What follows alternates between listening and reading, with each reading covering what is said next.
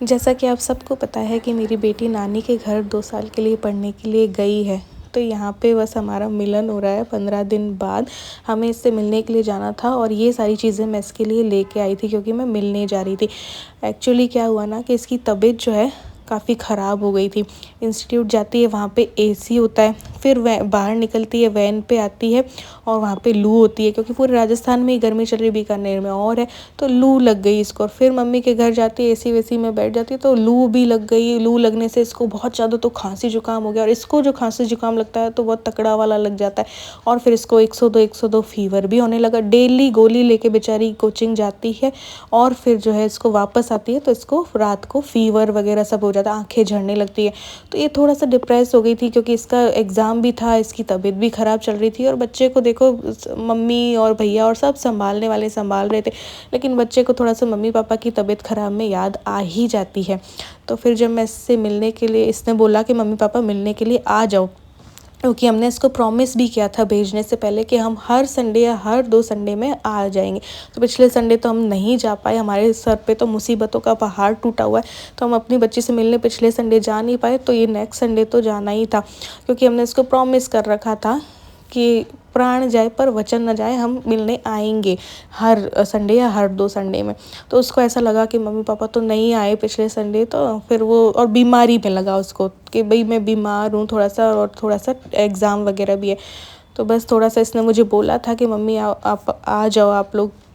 तो फिर हम लोग ने अचानक टिकट बुक करवाया और फिर थोड़ी बहुत मैं चीज़ें इसके लिए लेके आई कि जा रही हूँ तो इसके लिए कुछ लेके आऊँ, क्योंकि जब मैं इसको छोड़ के आई थी ना तब बोली थी कि मम्मी आप जब मुझे मिलने आओगे ना तो मेरे लिए सरप्राइज़ लेके आना। तो फिर ज़ूडियो से इसके लिए कुछ चीज़ें लेके आई थी और शाम के बज चुके थे 4 और मैं पैकिंग कर रही थी और अभी भी हमारा कंफर्म नहीं था, टिकट तो बुक हो गई थी बट चूचू को रखने वाला कोई भी नहीं था। तो चूचू के हॉस्टल में भी बात की बट वो भैया मनाली गए हुए थे। तो फिर मेरा दिमाग फिर ठनका कि इस बेजुबान को कहाँ छोड़ के जाऊँ। मैंने इनसे बोला कि कैंसिल करवा दो। फिर इन्होंने बोला कि कैसे करवाएं कैंसिल, इस बच्चे को देखें कि उस बच्चे को देखें। हम बहुत ज़्यादा अभी परेशान चल रहे थे। तो फिर रिक्वेस्ट करके उनसे बोला कि आपके घर में पेरेंट्स हो या जो भी कोई लड़का आपने रखा हुआ है तो उससे बोल के थोड़ा सा चूचू को 2 दिन के लिए रख लो। तो फिर वो मान गए, तब जाके दिल में थोड़ी सी तसल्ली हुई। तो बस ईलू के लिए कुछ खाने पीने की चीज़ें ली थी, ज़ूडियो से इसको जो पसंद थे पाउच वगैरह वो लिए।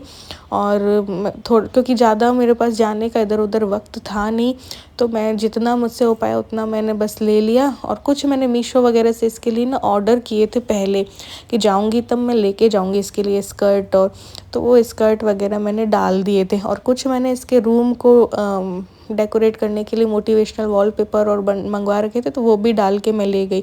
तो एक अटैची में सारा सामान ले लेता। रात हो चुकी थी, रात के ये हाफ डे करके आए थे और हम लोग जा रहे थे चूचू को हॉस्टल छोड़ने के लिए। अब जो चूचू का हॉस्टल है जहाँ पे हम छोड़ते हैं वो है ऑपोजिट साइड, इतनी दूर, और हर बार जाते हैं तब हम कंफ्यूज हो जाते हैं कि वो है कहाँ।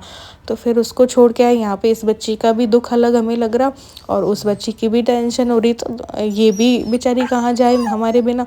तो मेरा ये वापस यहाँ आने का यही था कि भाई मैं चूचू को भी मुझे संभालना होता है वहाँ पे। चलो ईलू तो जो है मम्मी वगैरह के साथ रह लेगी, बट इस बच्ची का भी क्या करें। तो दोनों तरफ से टेंशन चल रही थी। फिर ईलू चूचू को छोड़ा और हम लोग रवाना हुए बस के लिए। बस हमने 9:30 की करवाई थी। अभी भी हम टेंशन में थे कि हम ईलू से मिल पाएंगे नहीं मिल पाएंगे, क्योंकि कई बार क्या है बस 7 बजे पहुंचाती है और ईलू की वैन आ जाती है 6:45 के करीब। तो हमने कहा मिल पाएंगे नहीं मिल पाएंगे, इसीलिए हमने 9:30 की बस जो है वो करवाई थी। तो बस बच्ची से मिलने की खुशी थी। फिर उसका इसी टाइम पे कॉल आया कि मम्मी मुझे वापस से 101 के करीब फीवर चढ़ गया है। तो वो नानी जो है उसका सर्वर और दबा रही थी।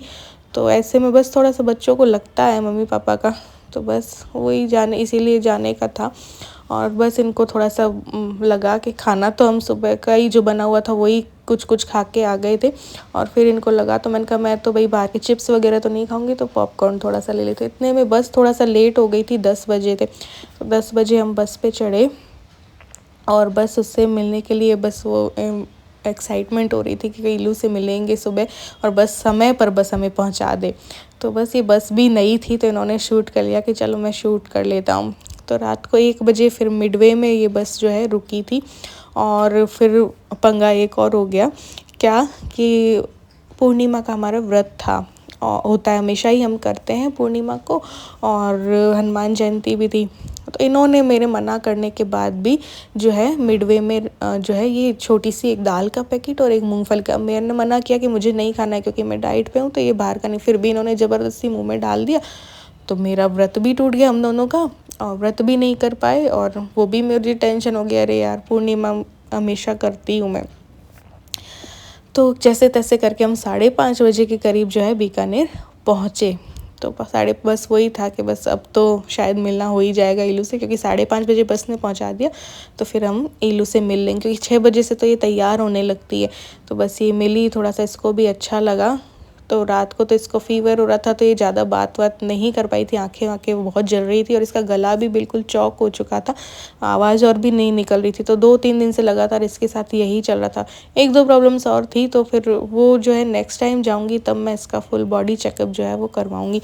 तो यहाँ पे वही चीज़ें देख रही थी कि मम्मी क्या क्या लेके आई है। तो थोड़ा बहुत खाने की चीज़ें ऐसे ही मेरे को जो हाथ लगा वो मैं ले आई, थोड़ा बहुत ज़ूडियो से ले आई थी, और थोड़े जो मैंने मीशो से इसके लिए स्कर्ट और मंगाए थे वो मैंने डाल लिए थे, तो ताकि इसको लगे। और मैं विशाल से इसके लिए 1-2 नाइट सूट भी जो है वो ले लिए थे कि भाई गर्मी में ये नाइट सूट जो है वो पहन लेगी। तो बस वही सब कुछ ये देख रही थी। फिर ये तैयार होके ये तो निकल जाएगी कोचिंग के लिए, हालांकि इसके पास ज़रा भी टाइम नहीं था इन दिनों, क्योंकि ये वाला संडे इसका टेस्ट था। तो जो एक संडे छोड़कर एक संडे इसके टेस्ट हुआ करेंगे, तो अब से ऐसे संडे जाएंगे जिसमें ये फ्री रहे। तो ये दोनों ही दिन उतनी फ्री नहीं थी, क्योंकि इसको पढ़ना भी था। लेकिन हाँ, मम्मी पापा के आने से इसको थोड़ा सा संबल ज़रूर से मिल गया, और आगे के 7 दिन या 15 दिन अभी ईज़िली रह पाएगी। तो ऐसे ही हम बीच बीच में जाते रहेंगे बच्ची के लिए, क्योंकि हमने इसको प्रॉमिस कर रखा था कि हम आएंगे, प्राण जाए पर वचन ना जाए। क्योंकि जब इसको छोड़ के आए थे ना, तो इसको लगा था कि मम्मी पापा आओगे ना, तब हम बोल रहे थे कि हाँ हम आएंगे। और ऐसे ही ऐसे अपने 2 या 3 साल अपन ऐसे बिता देंगे, तुझे लगेगा भी नहीं कि तू हमसे दूर है। तो इसी तरीके से हमको ये 2 से 3 साल जो है बिताने हैं वहाँ पे। मम्मी औरों पर पूरी जिम्मेदारी है वैसे तो, बट हाँ बीच बीच में हम जाते रहेंगे, ताकि इसको फील ना हो कि हमसे दूर है। हालांकि ये मम्मी औरों के साथ बहुत अच्छे से इजीली रह लेती है, लेकिन जब तबीयत वगैरह ख़राब होती है ना, तब थोड़ा सा इसको लगता है कि आप लोग आ जाओ।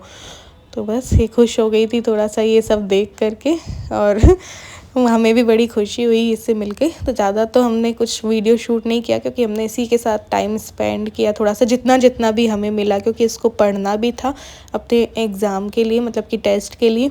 तो ज़्यादा डिस्टर्ब भी नहीं किया, लेकिन जो टाइम ये फ्री हुई तो वो टाइम हमने इसके साथ स्पेंड किया। थोड़े से जो काम थे वो कर लिए। इन्होंने बीकानेर में एक शॉप में जाके कपड़ों की भी शॉपिंग वगैरह की।